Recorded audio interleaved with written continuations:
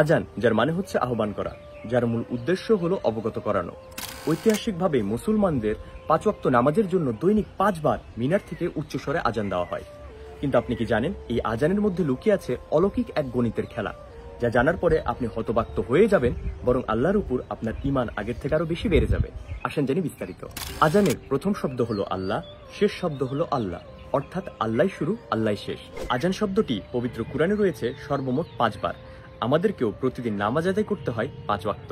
আজানের মধ্যে সর্বমোট শব্দ হলো 50টি, আর আল্লাহ তাআলা মিরাজের সময় হুজুর পাককে সর্বপ্রথম 50 ওয়াক্ত ফরজ নামাজ দিয়েছিলেন, যদিও তা পরে কমিয়ে 5 ওয়াক্ত করা হয়েছিল।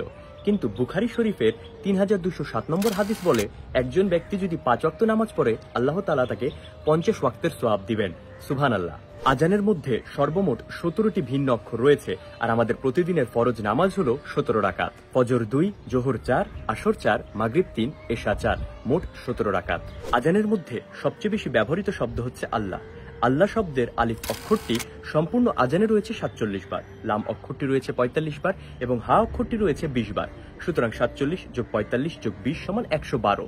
আর পবিত্র কুরআনের 112 নম্বর সূরা হচ্ছে সূরা ইখলাস, যে সূরায় আল্লাহ তাআলা নিজের পরিচয় দিয়েছেন। সুবহানাল্লাহ। আশা করছি এই তথ্যগুলো আপনার ঈমান বৃদ্ধির জন্য ছোট্ট একটা কারণ হবে। সত্যি সকল প্রশংসা আল্লাহর নামে।